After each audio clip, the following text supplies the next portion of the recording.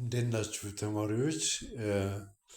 ቀደም ሲል ዩኒት ዋን ዘጠነኛ ክፍል ማለት ነው አቅርቤላችኋለሁ፣ ዳውንሎድ አድርጌያለሁ።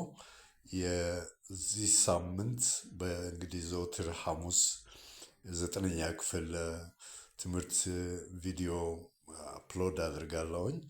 ስለዚህ የሳምንቱን የቪዲዮ ማቅረቢያ ፕሮግራሜ ማለትም ዘወትር ሐሙስ ሐሙስ ልትከታተሉ ትችላላችሁ፣ አፕሎድ ማድረግ ትችላላችሁ። በጣም ጠቃሚ ነው ብዬ ነው የማስበው። ይሄ ቱቶሪያል ነው፣ ማጠናከሪያ ትምህርት ይሆናቸዋል። በየሳምንቱ አዳዲስ የታሪክ ትምህርቶችን ማለት ምዕራፍ ዩኒት ሲኳንሱን በጠበቀ ሁኔታ በቀላልና በግልጽ መንገድ አቀርብላቸዋለሁ። እንግዲህ የታሪክ ትምህርትን መማር ያለፈውን ለመረዳት ቱ ለርን አባውት ዘ ፓስት የሀገር ፍቅርን ለማዳበር ብሔራዊ ስሜት ማለት ነው። ከታሪካዊ ልምዶች ለመማር እና የወደፊቱን በተሻለ ለመገንባት ይረዳል። ይህ ምዕራፍ በአፍሪካ፣ በእስያ፣ አሜሪካ እና አውሮፓ የነበሩ ዋና ዋና የጥንት ስልጣኔዎችን ይመለከታል። በዚህ ስር የምናየው ኤንሽንት ኢጅፕት ነው። መጀመሪያ አፍሪካን ሂስትሪ ነው የሚቀድመው። ግብፅን እናያለን። ጥንታዊ ግብፅ ታላላቅ ፒራሚዶችን ለምን ገነባች? ምክንያቱ ምንድን ነው? ከነዚህ አስደናቂ ህንፃዎች ጀርባ ምን ምስጢር አለ?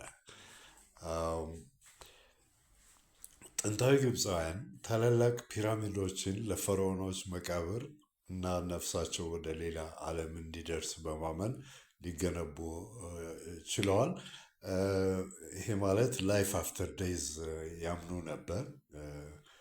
ከሞት በኋላ ህይወት አለ የሚል እምነት ነበራቸው ግብፃውያን። የተሸሸጉ ሚስጥሮቻቸውም የላቀ የግንባታ ጥበብ፣ ስነፈለክ ማለት አስትሮኖሚ ማለት ነው፣ እውቀትና ያልተገለጡ የግንባታ ዘዴዎችን ያካትታሉ።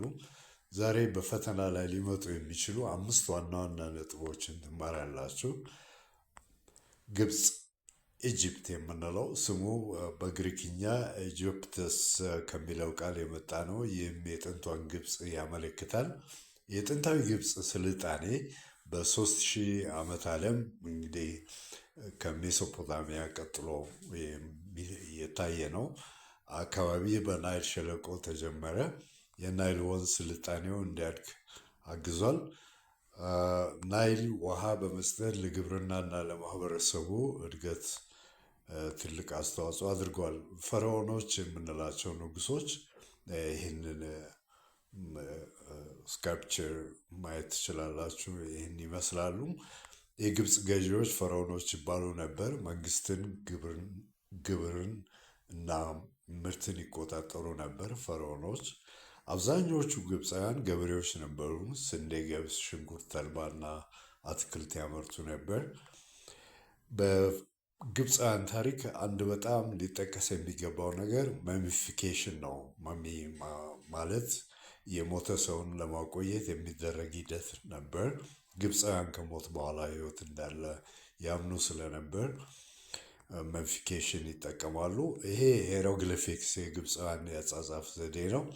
ሄሮግሊፊክስ የጥንታዊ ግብፅ የአጻጻፍ ስርዓት ነበር። ምስሎችንና ምልክቶችን ይጠቀሙ ነበር። በኋላ ግብፃውያን ፓፒረስን ለመጻፍ ተጠቀሙ። ፓፒረስ ማለት በናይል ወንዝ ዳርቻ የሚገኝ እጽዋት ነው፣ ተክል ነው። በሂሳብና በሕክምና እውቀት እድገት አሳይተዋል ግብፃውያን። ይሄ የምታዩት ፒራሚድ ነው፣ የግብፃውያን ፒራሚድ። ስዕል የሰው ቅርጽ ያለው ስፌኒክስ የምንለው ነው።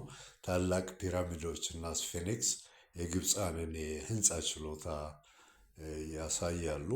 ጥንታዊ ግብፃውያን ከኢትዮጵያ ክልል ጋር የባህልና የንግድ ግንኙነት ነበራቸው። በተለይ ኩዊን ሀትሸፕሱት ዘመን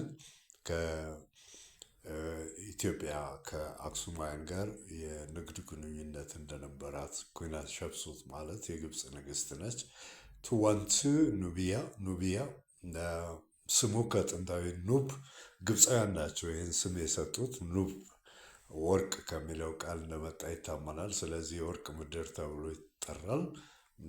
ኩሽ ወይም ኑቢያ በወርቅ ምርት ትታወቃለች። ኩሽ በአሁኑ ሱዳን ውስጥ በናይል ወንዝ አጠገብ የነበረ ጥንታዊ መንግስት ነበር።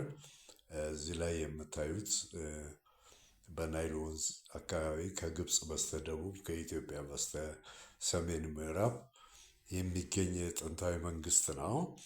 ኩሽ ከ2000 ዓመተ ዓለም እስከ 350 እንደ መንግስት ኖሯል። ወርቅ፣ ከብት፣ የዝሆን ጥርስና ባሪያዎችን ይነግዱ ነበር ኩሻይት የምንላቸው። በ1500 ዓመተ ዓለም ግብፅ አካባቢ ግብፅ ኩሽን ወረረች። ኩሾችም የግብፅ ባህል አካላትን ተቀበሉ። የግብፅ እሴቶች፣ የአስተዳደር ዘይቤዎች ብዙ ነገር ከግብፅ ተምረዋል።